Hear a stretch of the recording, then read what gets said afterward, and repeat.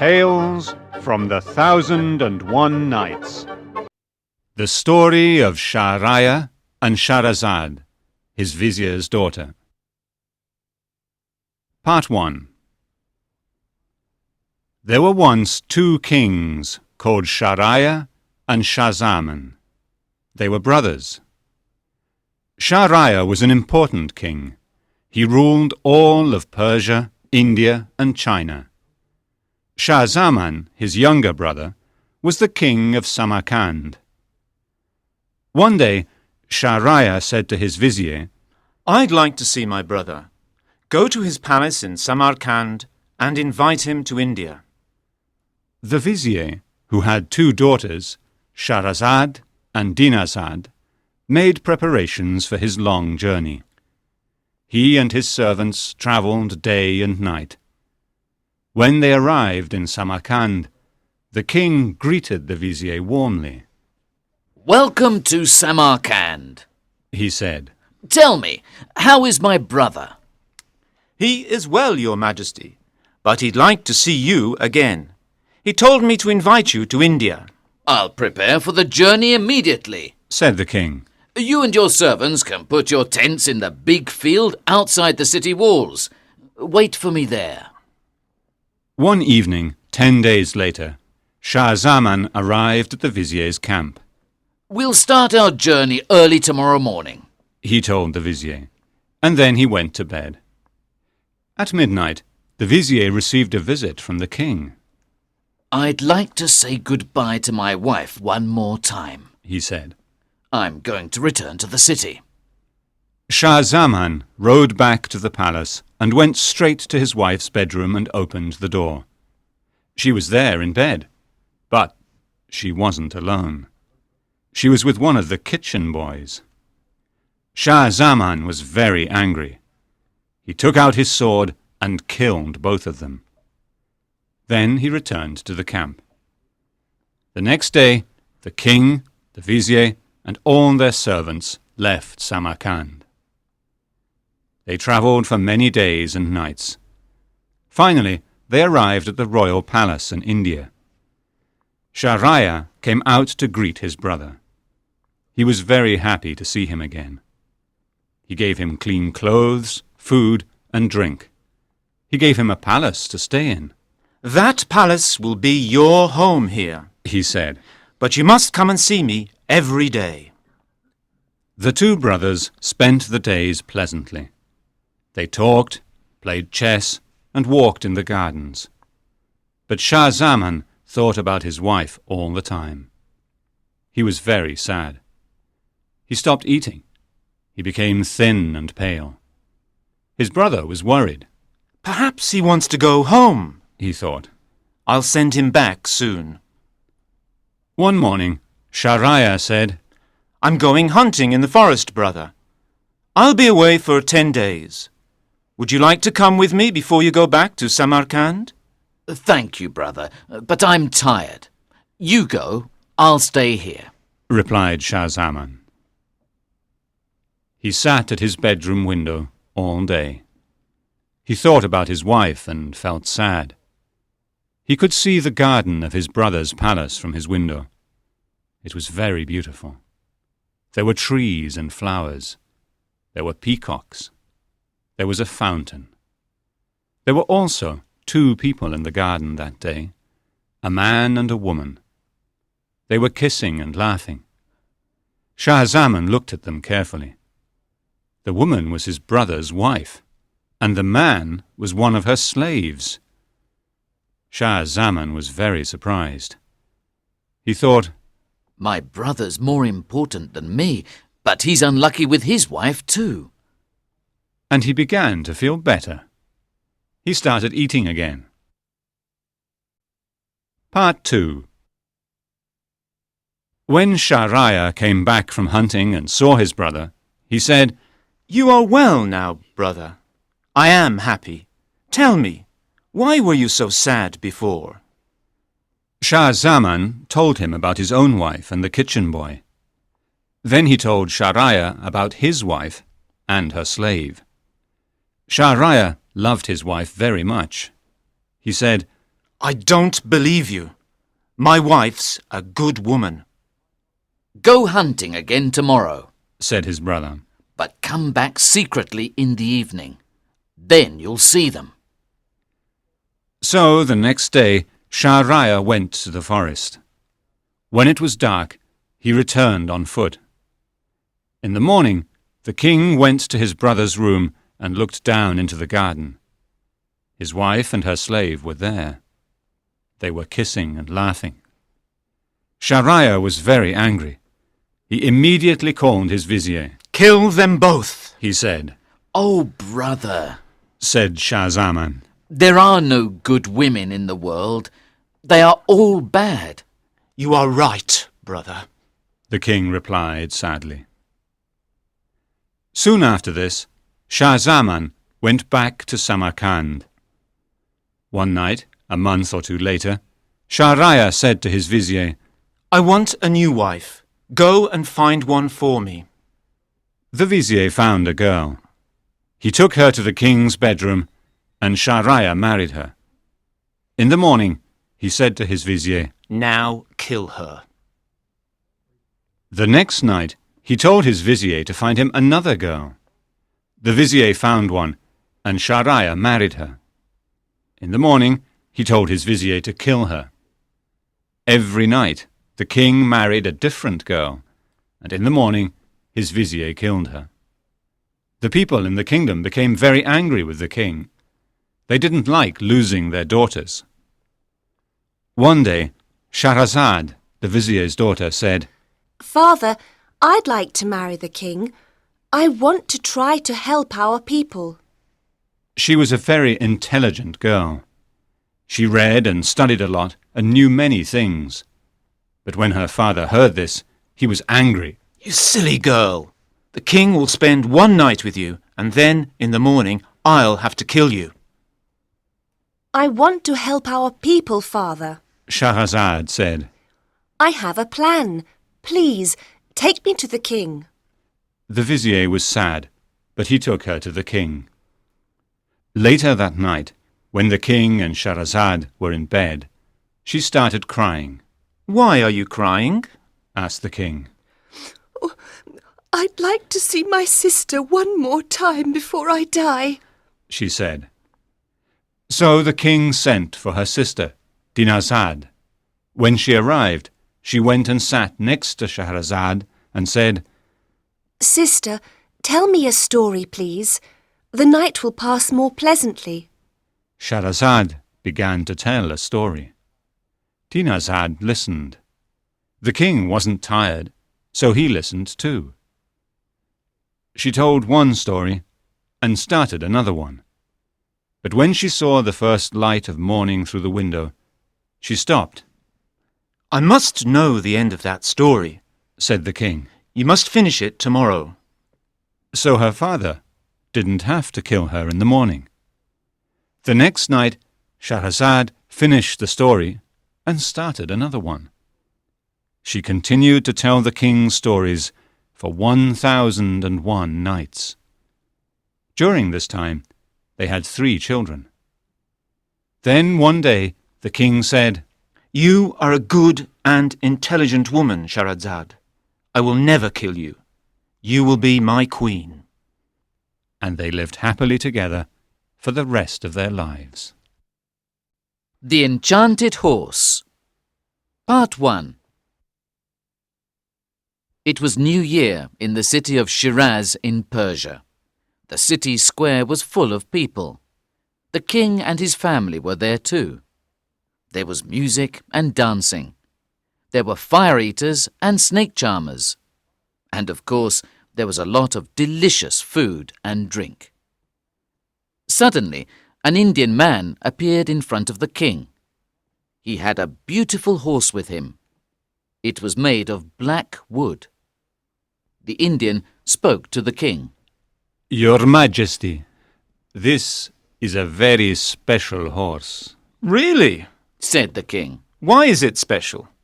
What can it do? It can fly, Your Majesty. When I press this little button on its neck, it flies up into the air and takes me where I want to go. Your horse is certainly a very special horse, said the king. I'd like to have it for myself. I'll sell it to you, Your Majesty. And what's the price? Asked the king. Your daughter. I want to marry your daughter, replied the Indian. That's a very high price for a horse. It isn't a high price for a horse that can fly, Your Majesty. Try it, and you'll see for yourself. Let my son Prince Firuz try the horse, said the king. Prince Firuz immediately jumped on the horse's back and pressed the button on its neck. The horse flew up into the air, into the clouds, and disappeared. The king was very angry. Where is my son? He shouted. Bring him back.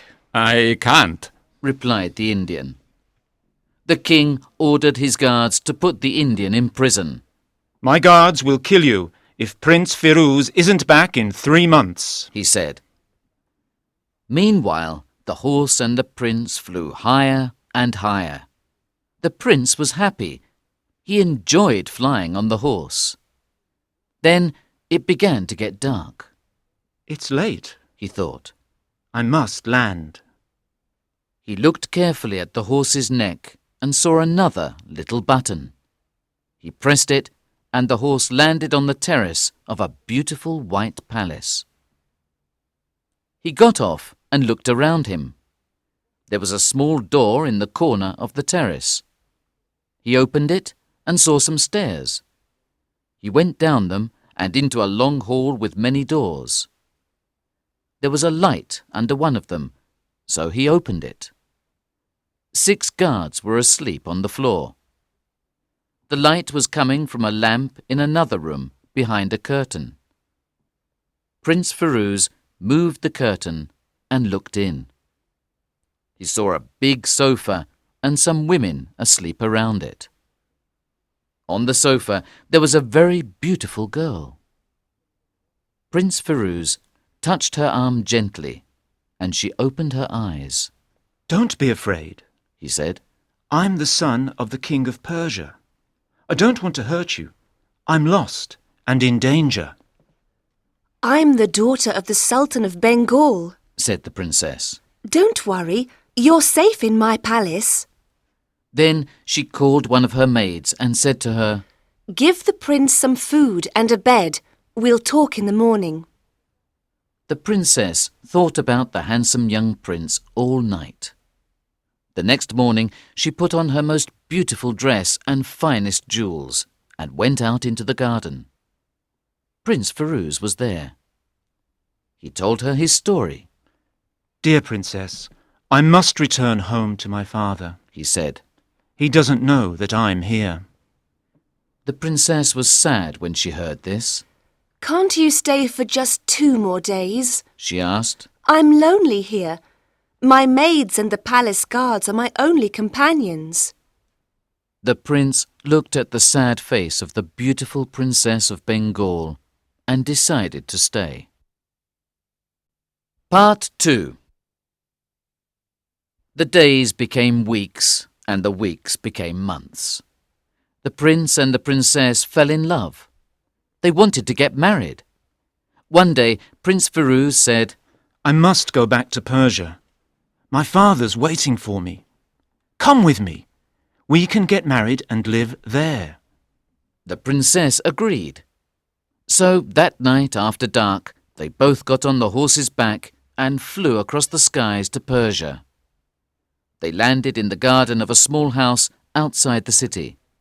Stay here tonight, he told her. I'll come for you tomorrow. Then Prince Firuz went to his father's palace. The king was very happy to see his son again. He told the guards to bring the Indian to him. Take your horse and never enter my kingdom again, he said to him.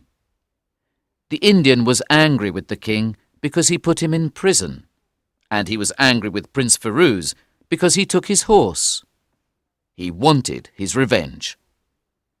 The palace guards told the Indian that his horse was in a house outside the city, so he went there the next day. A servant answered the door. The Indian said, The prince is waiting for the princess. She must come with me to the palace. A few moments later, the princess was on the horse behind the Indian. They flew up into the air and in the direction of the palace. The prince and the king looked up and saw them. But the horse didn't land there. It flew over the palace and disappeared. The prince was afraid. The princess is in danger. I must go and look for her immediately, he said to his father. The horse took the Indian and the princess to India. It landed in a forest near the Sultan of Kashmir's palace. The princess started shouting for help. The Sultan was hunting in the forest that day, and he heard her. Perhaps that girl is in danger, he thought. I must go and save her. When he saw the Indian, he pulled out his sword and killed him. Then he put the princess on his horse and they rode back to his palace. Early the next morning, the princess heard a lot of noise outside her room. What's that noise? She asked a maid. The servants are preparing for your wedding. Tomorrow you will marry the Sultan, she said. The princess was horrified. I must do something, she thought. I can't marry the Sultan. I don't love him. She started shouting and crying and pulling her hair. The maid was afraid. She went to the Sultan and said, The princess is ill. She can't marry you tomorrow. Look after her, he said, and we'll get married when she's better.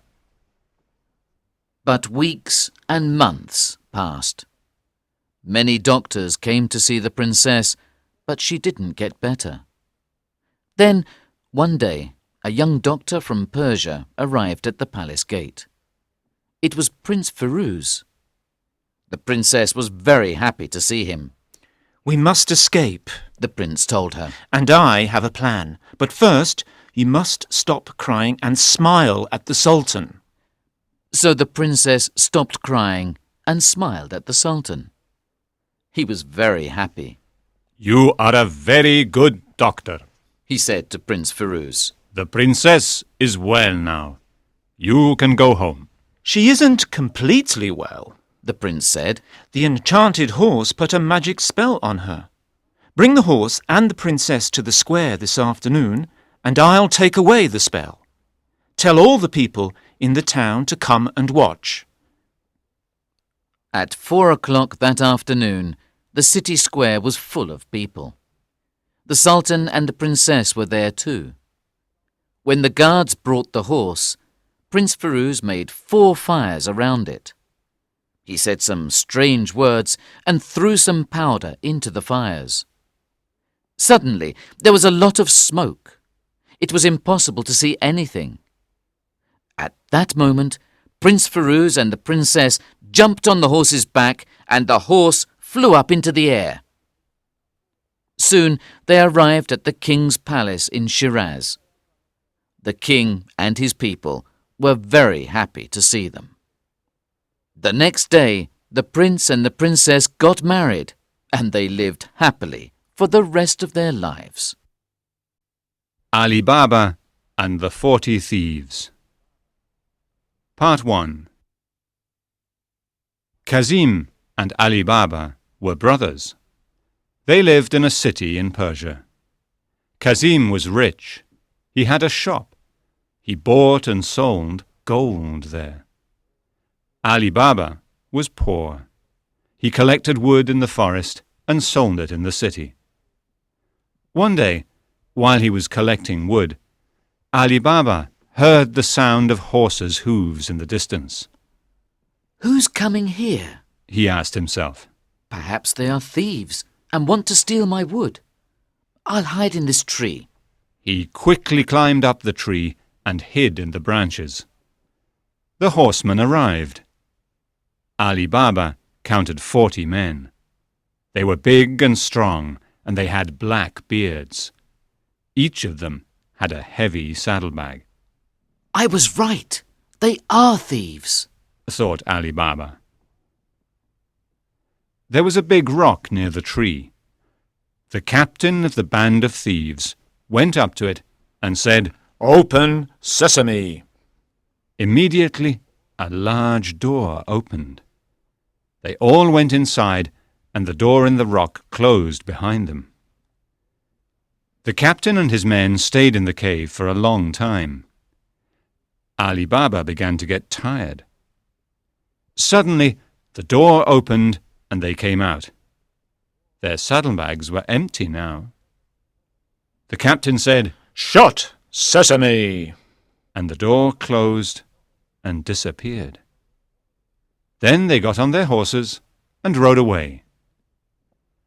Ali Baba climbed down the tree. I'll try those magic words. Perhaps there is treasure in the cave, he thought. Open, sesame! He said, and the door in the rock opened. It wasn't very dark inside the cave, so he could see well. There were bags of precious jewels, rubies, sapphires, and emeralds. There were beautiful carpets and silk cloth. There were chests full of gold and silver coins. Ali Baba went back to his donkeys, took his bags, and went inside the cave. He filled his bags as quickly as he could with coins. Then he hid them under some wood on his donkeys. Shut, sesame! He said, and the door closed. When he arrived home and showed his wife the gold coins, her eyes became as big as dinner plates. She started counting them. Stupid woman, said Ali Baba. Go and get the scales from your sister-in-law. We must weigh them. There are too many to count. Ali Baba's wife went to Kazim's house and asked for the scales. Her sister-in-law was surprised. Ali Baba is a poor man, she thought. What does he want to weigh? Before giving the scales to Ali Baba's wife, she took the cup and put some wax on the bottom of it. When Ali Baba's wife brought the scales back the next day, her sister-in-law looked at the cup carefully. There was a gold coin sticking to the wax. That evening, she said to her husband, You think you are rich, but Ali Baba has more gold than you. He doesn't count his money, he weighs it. Kazim didn't sleep that night. He thought about his brother's gold. The next morning, he went to Ali Baba's house and showed him the gold coin. He said, "Brother, you say you are poor, but I know that you weigh your gold. My wife found this coin in the cup of the scales. Where did you get it?" Ali Baba was an honest man, so he told Kazim about the cave in the forest. When he heard about the treasure, Kazim wanted some of the gold too.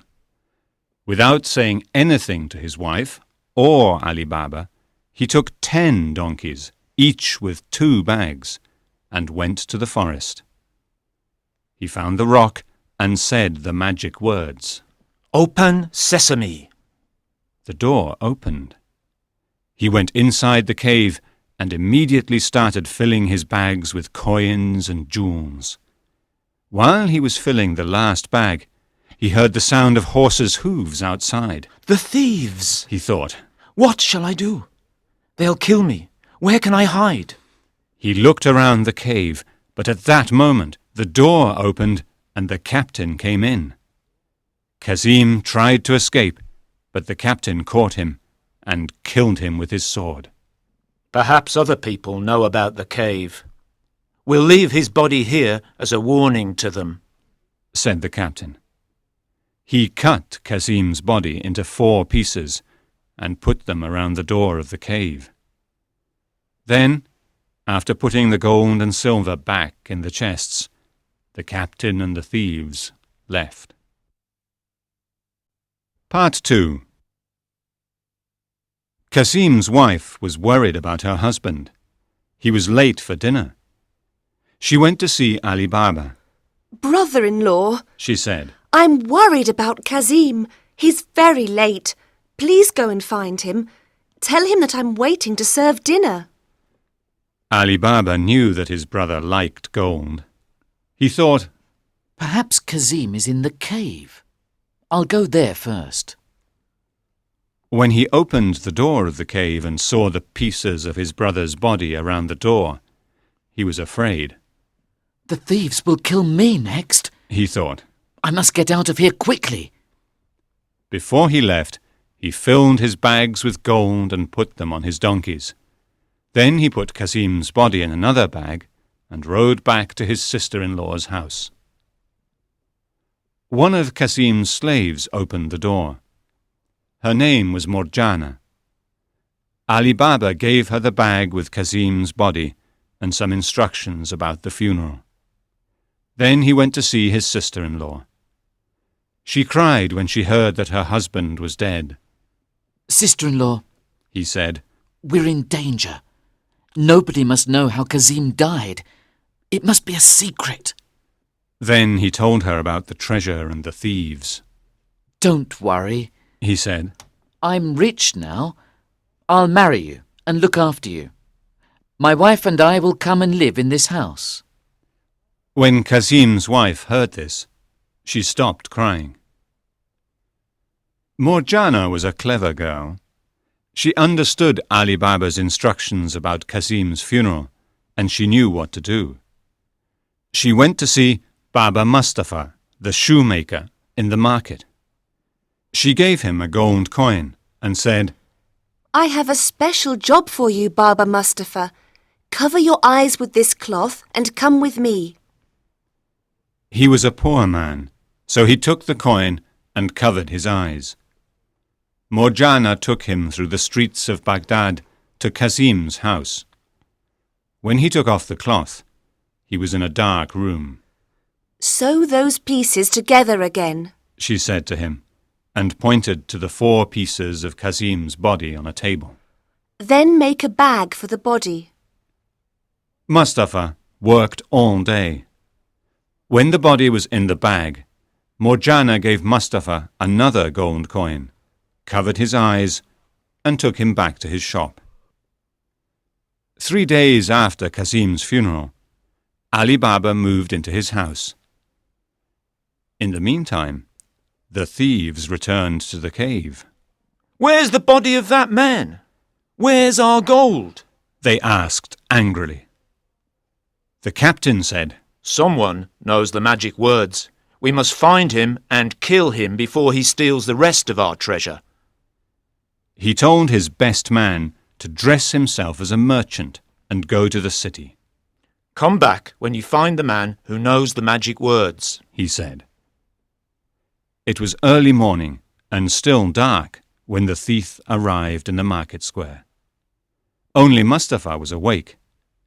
He was sewing shoes outside his shop. How can you see to sew? Asked the thief. It's dark. I am old, but my eyes are still good. Replied Mustafa. Yesterday, I sewed 4 pieces of a body together in a dark room.